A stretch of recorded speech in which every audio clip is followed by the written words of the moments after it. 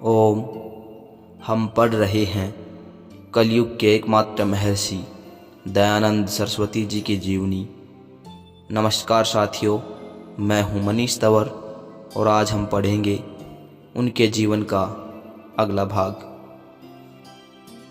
जन्म, काल, स्थान व कुल परिचय। इस सत्य के अन्वेषक परम योगी संत को जन्म देने का श्रेय मौर्वी राज्य गुजरात के टंकारा ग्राम को है। वह सौभाग्यशाली दिन था शनिवार, फाल्गुन बदी दसवीं, कृष्ण पक्ष, विक्रमी संवत 1881, 12 फरवरी सन 1825, जब करसनजी तिवारी ने अपने प्रथम बेटे का नाम मूलजी रखा। पिता करसनजी तिवारी औदिच्य ब्राह्मण थे और शंकर जी के अनन्य भक्त भी, इसीलिए पिता बेटे को मूल शंकर कहकर पुकारते। घर के कुछ लोग मूल शंकर को प्यार से दयाल जी भी कहते थे। करसनजी तिवारी का परिवार संपन्न भी था और सुसभ्य भी। घर में भूमिहारी थी, वे लेन देन का काम भी करते थे। सरकार में सम्मान था, इसलिए उन्हें सरकार की ओर से जमींदारी प्राप्त थी। यह पद तहसीलदारी के बराबर होता था। कृष्ण जी पक्के शिव भक्त थे। वे बेटे को भी शैव मत का अनुयायी बनाना चाहते थे। मिट्टी की शिव पिंडी बनाकर उसकी उपासना करने का आग्रह करते। कथा, व्रतोपवास, शिवोत्सव आदि धार्मिक कृत्यों में सदैव मूल शंकर को अपने साथ रखते। उन्होंने अपनी आस्था के अनुरूप उसकी शिक्षा का प्रबंध घर पर ही किया।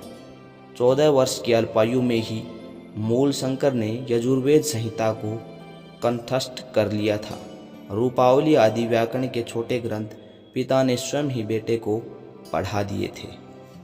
इस वर्ष शिवरात्रि का व्रत आया तो पिता ने यह कठोर व्रत रखने का बेटे को आदेश दिया।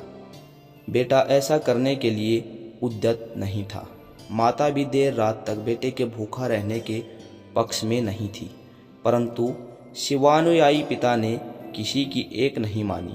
उन्होंने बेटे को इस व्रत का महत्व समझाया और कहा कि इस व्रत को निष्ठापूर्वक करने से स्वर्गानंद की प्राप्ति होती है।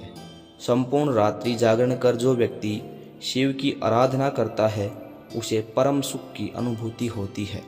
इस पर बेटा तैयार हो गया और उसने विधि पूर्वक व्रतोपवास की तैयारी कर ली। पिता प्रसन्न हुए। इस समय उनका 14वां वर्ष प्रारंभ हो चुका था। फाल्गुन बदी चतुर्दशी संवत 1894 की रात्रि आ उपस्थित हुई। बस्ती के सभी शैव अपने बच्चों के साथ शिवाराधना के लिए मंदिर की ओर प्रस्थान करने लगे। मूल शंकर भी पिता के साथ मंदिर चला गया। पिता ने उसे पहले ही समझा दिया था कि जो भक्त पूरी रात जागरण करके शिवजी की आराधना करता है उसे ही सुफल दर्शन प्राप्त होते हैं। मूल शंकर ने निश्चय कर लिया कि वह सारी रात जागकर शिव की विधिवत आराधना करेगा, परंतु उस समय उसके आश्चर्य का ठिकाना न रहा जब रात्रि का तीसरा पहर प्रारंभ होते ही लगभग सभी आराधक मंदिर से बाहर जाकर निद्रा की गोद में समाते चले गए।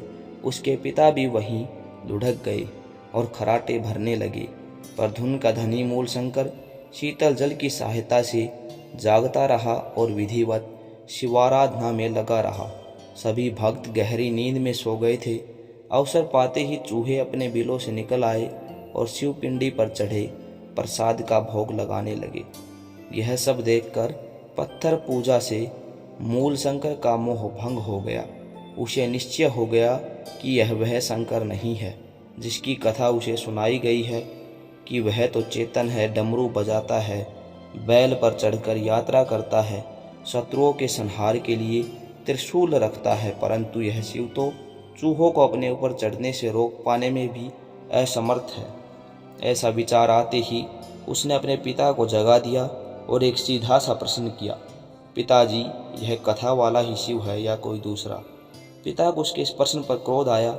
वे उसके इस प्रश्न का उत्तर न दे सके, उल्टे उसी से प्रश्न कर दिया, तू ऐसा क्यों पूछ रहा है? मूल शंकर घबराया नहीं। उसने पिता के इस प्रश्न का तुरंत उत्तर दिया।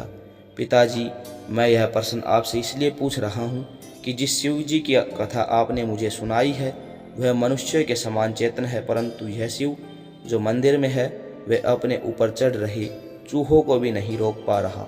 आखिर चेतन शिव अपने ऊपर इन तुच्छ चूहों को क्यों चढ़ने देगा?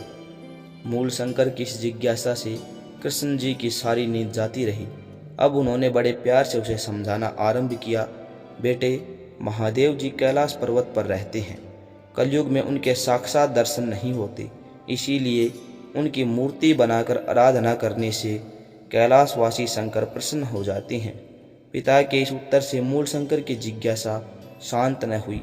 उसे निश्चय हो गया कि पिताजी जिस महादेव की कथा सुनाते हैं मंदिर में वह महादेव नहीं है। अब मंदिर में और ठहरना उसे अर्थपूर्ण नहीं लगा। उसकी आंखों में नींद भी अपना प्रभाव जमाने लगी थी। भूख सता रही थी, अतः एक पल भी वहाँ और ठहरना उसके लिए कठिन हो गया। उसने अपने पिता से घर जाने की आज्ञा मांगी। पिता मना नहीं कर पाए। एक सिपाही साथ कर दिया, परंतु भोजन करने की मनाही कर दी। मूल शंकर ने घर जाते ही माता से लेकर भोजन कर लिया और सो गए।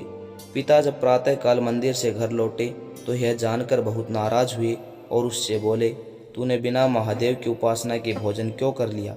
मूल शंकर ने विचारा और कहा, यह कथा वाला महादेव नहीं है, इसीलिए मैं इसकी उपासना नहीं करूँगा। मंदिर के महादेव से मूल शंकर की आस्था उठ गई थी। पिता का मन रखने के लिए उसने पिता से कहा कि पढ़ने के कारण मुझे इतना अवकाश नहीं मिलता कि मैं पूजा पाठ कर सकूं। मूल शंकर के चाचा और माताजी भी कृष्ण जी को यही समझाते रहे कि बेटे को निश्चिंत होकर पढ़ने दिया जाना चाहिए। इस पर तब पिता मान गए और मूल शंकर ने निघंटु, निरुक्त तथा पूर्वमीमांसा आदि ग्रंथों के पढ़ने में अपना मन लगा दिया। ओम।